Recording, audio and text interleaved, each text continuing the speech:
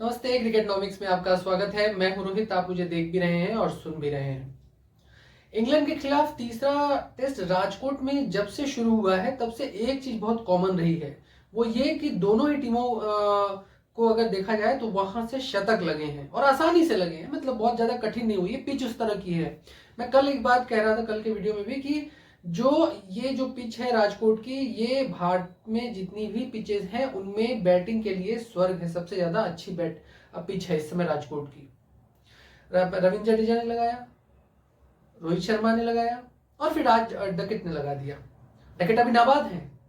Important बात यह है कि 2 विकेट गिरे हैं सिर्फ इंग्लैंड के। 207, 206, 207 रन बन चुकी है।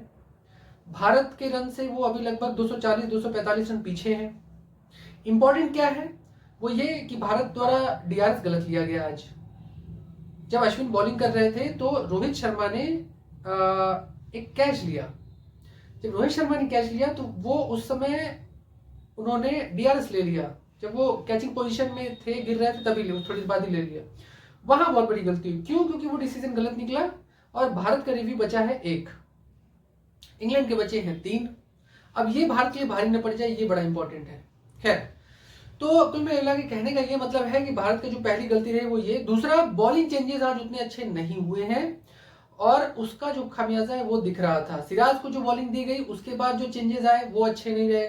बुमराह को जो यूटिलाइज करना था जिस जगह पे, वो सही नहीं यूटिलाइज हुआ। इवन जडेजा को जिस जगह लाना था, जिस जगह पे चेंज करना था, वो ठीक नहीं मुझे लगा।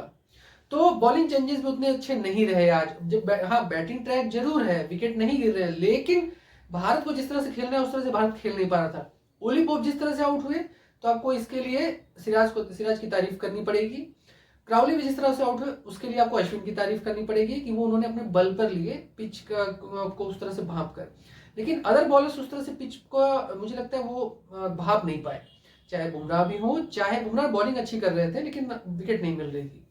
एक इंपॉर्टेंट चीज ये भी रही कि आज अगर बैटिंग की बात करें, सुबह की बात करें, तो मुझे लगा सबसे इंपॉर्टेंट, देखिए आप देखेंगे कि पिच इतनी आसान थी कि अश्विन तक इस पिच पर रुके होते और 70 रन उन्होंने पार्टनरशिप की। किसके साथ? ध्रुव जुरेल के साथ। ध्रुव जुरेल का ये पहला डेब्यू टेस्ट था।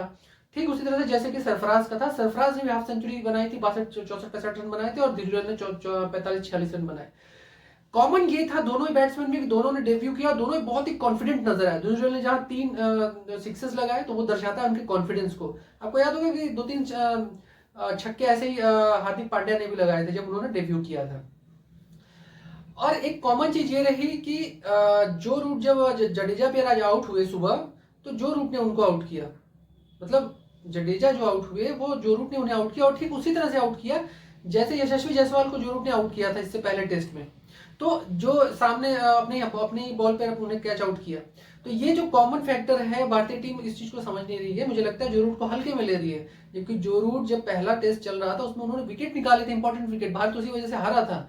उनके उनके ट्रेडिशनल स्पिनर नहीं चल रहे थे, जो रूट ही चल रहे थे। तो जो रूट को हल्के में नहीं लेना चाहिए, भले वो ट्रेडिशनल स्पिनर नहीं है। दूसरी बड़ी बात जो मुझे लगी वो ये कि भारतीय टीम एक अंतराल दे देती है। जो बैटर टिक जाता है वो भारत के लिए फांस बन जाता है, जैसे कि डकेट हो गए या ओली पोप को ले लीजिए आप, या फिर और भी बैटर जो दूसरे टेस्ट में ले उनको ले लीजिए इंग्लैंड के।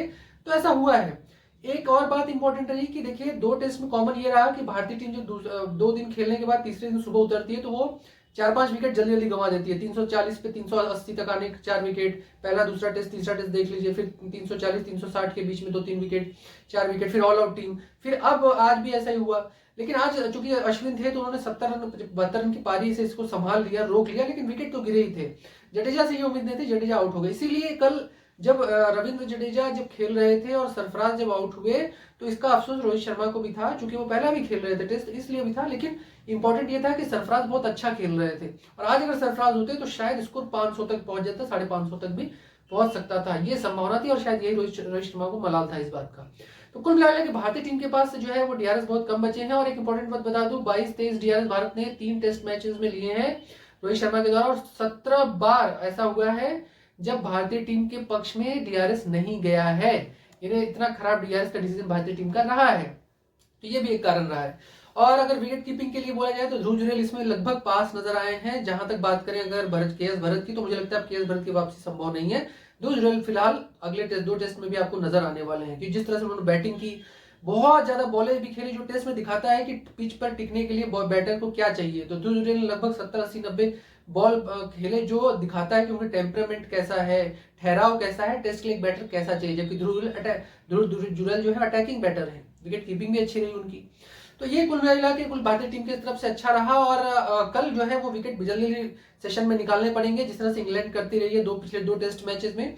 हाँ, मार्कवुड जिस तरह से बॉलिंग करते हैं, मुझे लगता है कि मार्कवुड से कुछ जरूर भारतीय बॉलर सीखेंगे। मुझे लगता है कि कल का दिन आपको सिराज कुछ अच्छा करते नजर आ जाए। और एक बात करें अगर तो जडेजा, ये बड़ा इंपॉर्टेंट होगा। और देखना ये होगा कि कुलदीप का परफॉर्मेंस कैसा है। कुलदीप को आज विकेट नहीं मिले हैं क्योंकि जो बॉलिंग चेंजेस हुए उस तरह से नहीं थे। अब मुझे लगता है कि भारतीय टीम के लिए कल का दिन जो पहला सेशन है बहुत इंपॉर्टेंट रहने वाला है, क्योंकि वहां से विकेट खेलने की जो टाइमिंग है वो बनेगी। क्योंकि अभी देखिए, अभी भी डकेट खेल रहे हैं और वो उनके अगर उनको आउट नहीं किया गया तो फिर आगे जो रूट है, जो कि पूरी सीरीज में रन नहीं बनाया, उन्होंने बॉलिंग से परफॉर्मेंस किया है, तो उनके चांस ज्यादा है रन बनाने के। तो देखना होगा कि अब वो कैसा करते हैं और उनके परफॉर्मेंस कैसा होता है। बेन स्टोक अभी बाकी हैं, उसके बाद जॉनी वेस्टो जिस तरह से खेलते हैं। तो ये जो बैटर हैं वो इंतजार कर रहे हैं अच्छे फॉर्म का। अभी जॉनी वेस्टो भी अच्छे फॉर्म में दिखे नहीं है।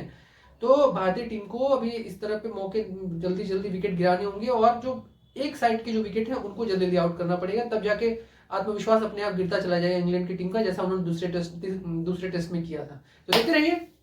आज अश्विन के भी 500 विकेट पूरे हो गए। और इंपॉर्टेंट बात ये रही कि डकेट ने जो 88 बॉल पे जो शतक बनाया है वो सबसे तेज शतक बनाया भारतीय भूमि पे। इससे पहले अगर एडम गिलक्रिस्ट ने बनाया था 84 बॉल पे, और वो जब 2011 में, और उसके बाद क्लेव लैड ने 1974-75 में बनाया था 85 बॉल पे। तो ये एक रिकॉर्ड था कि भारतीय भूमि पे किसने सबसे तेज शतक बनाया है कम बॉलों पे। तो ये 3 रिकॉर्ड थे जिसमें सबसे ऊपर अब आज पहुंच गया। रोस टेलर भी है, रोस टेलर ने भी बनाया है। रोस टेलर ने 92-93 बॉल पे बनाया था भारत में, बंगलुरु में। ये 4-5 रिकॉर्ड है। एक इंपॉर्टेंट बात मैं और बता दूं, जो सबसे महत्वपूर्ण चीज रही वो ये कि आज के दिन में रिकॉर्ड काफी बने हैं, लेकिन भारतीय टीम को इंतजार है वो है विकेट का। विकेट कितना मिलता है ये देखना होगा। पिच अच्छा बिहेव कर रही है बैटर्स के लिए, लेकिन विकेट चाहिए।